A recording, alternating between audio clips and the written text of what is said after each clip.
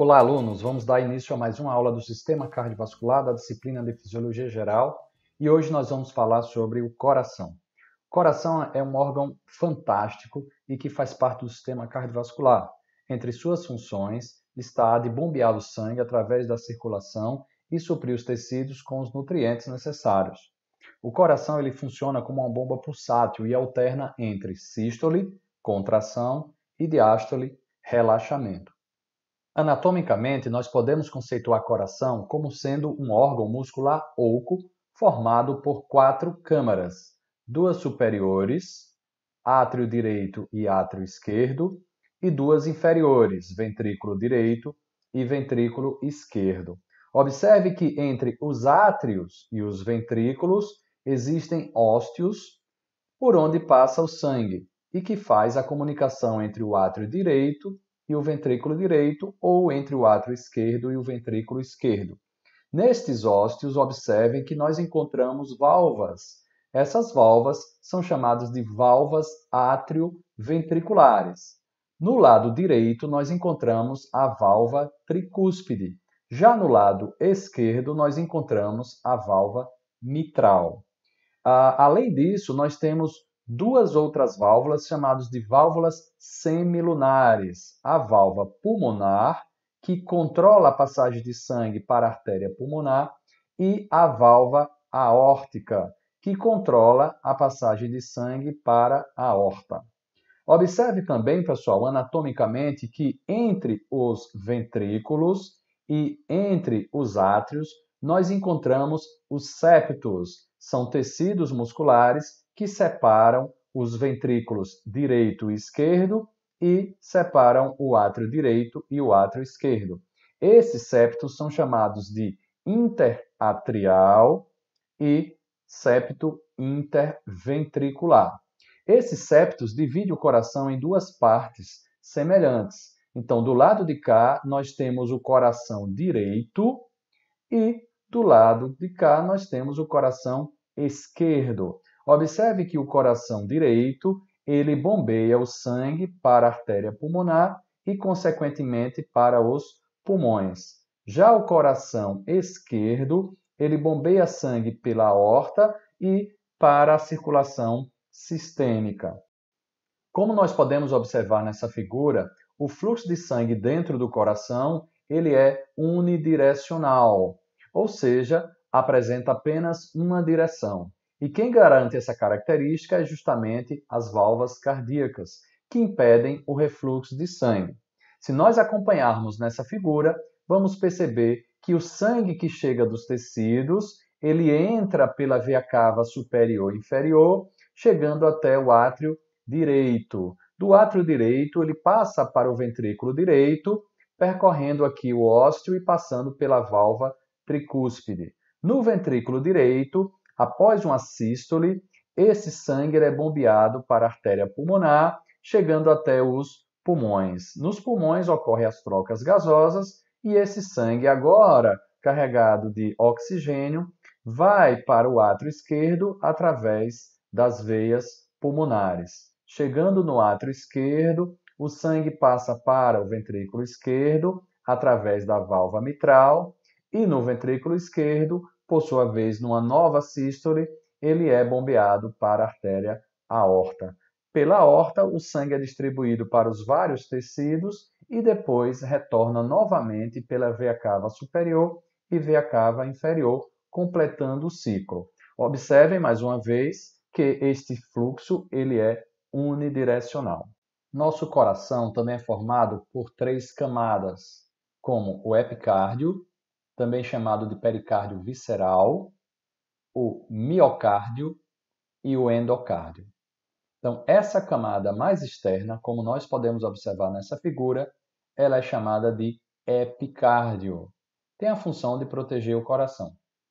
Já o miocárdio é essa camada mais intermediária, formada por cardiomiócitos ou células musculares cardíacas.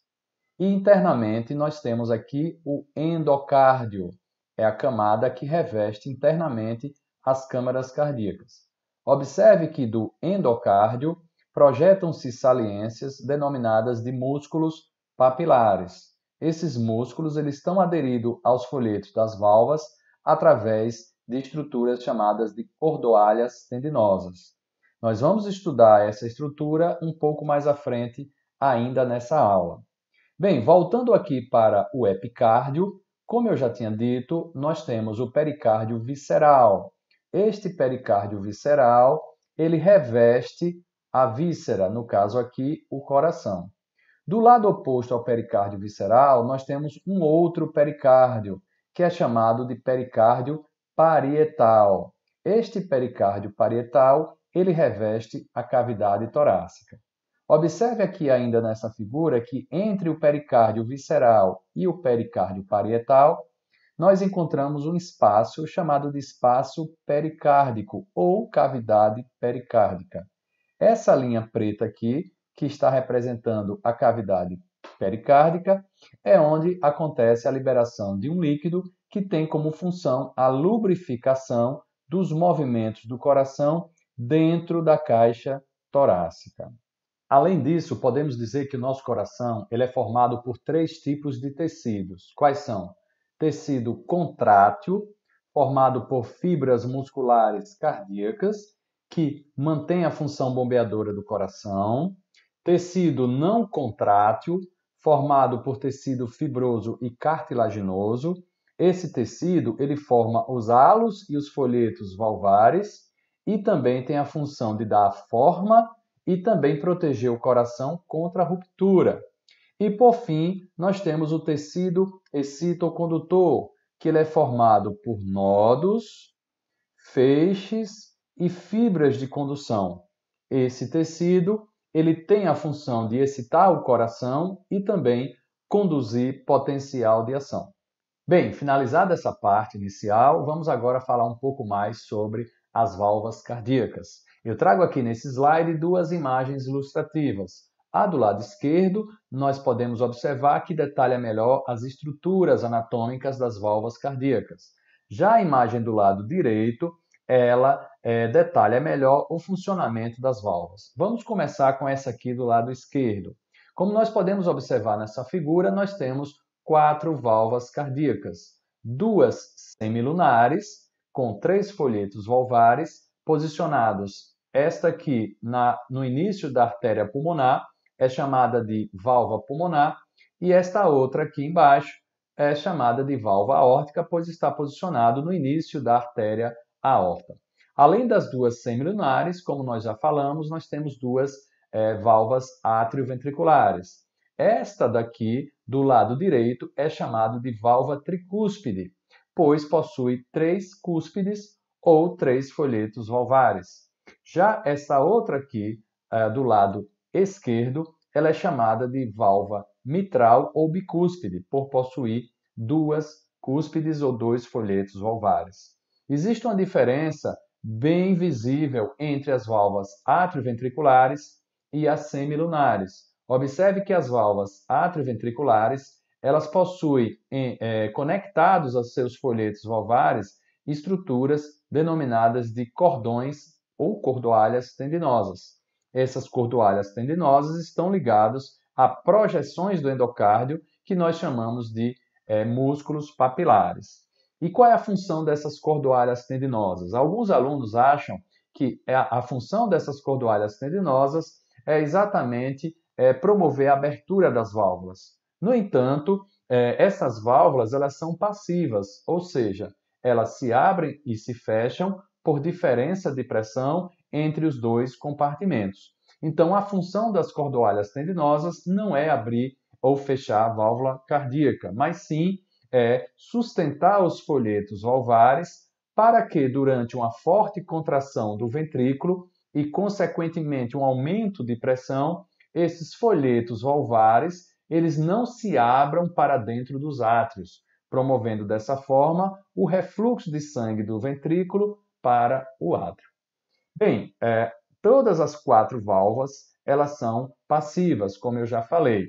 As válvulas atrioventriculares e as válvulas semilunares. As semilunares elas se abrem e se fecham também por diferença de pressão e possuem 3 folhetos valvares. Bem, nesta outra figura aqui, eu vou mostrar para vocês o funcionamento das válvulas. Então, quando o sangue ele chega pelos tecidos, a partir da veia cava superior e inferior, ele vai até o átrio direito. À medida que o sangue chega dos tecidos no átrio direito, a pressão do átrio direito passa a ser maior do que a do ventrículo direito. Isso lembrando que o coração está em diástole, relaxado. Com isso, com a pressão maior no átrio direito do que no ventrículo direito, a válvula tricúspide ela se abre, deixando passar o sangue do átrio para o ventrículo.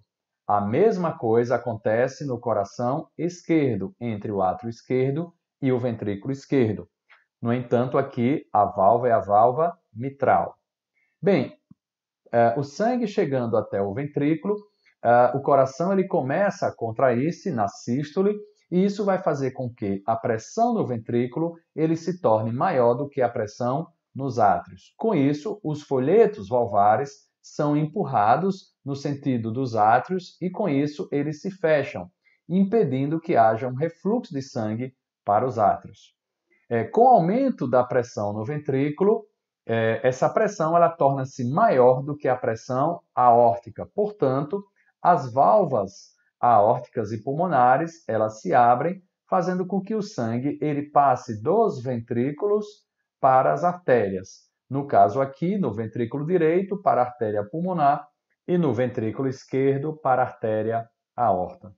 Bem, já finalizando a nossa aula de hoje, eu mostro aqui para vocês uma animação que mostra de forma temporal o funcionamento das válvulas cardíacas. Só relembrando que as válvulas cardíacas elas são passivas e se abrem e se fecham por diferença de pressão.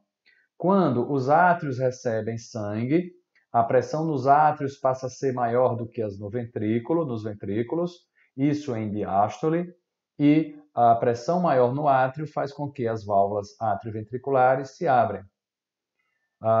Quando o sangue passa para os ventrículos e o coração começa a entrar em sístole, a pressão nos ventrículos agora passa a ser maior do que nos átrios. Com isso, as válvulas atrioventriculares se fecham ao mesmo tempo que as semilunares se abrem. Isso faz com que o sangue ele seja ejetado para as artérias, tanto a artéria pulmonar como a aorta. Bem, e por que o sangue ele não volta das artérias para os ventrículos? Ele poderia voltar porque o ventrículo, após a sua sístole, ele entra na fase de diástole, ou seja, na fase de relaxamento.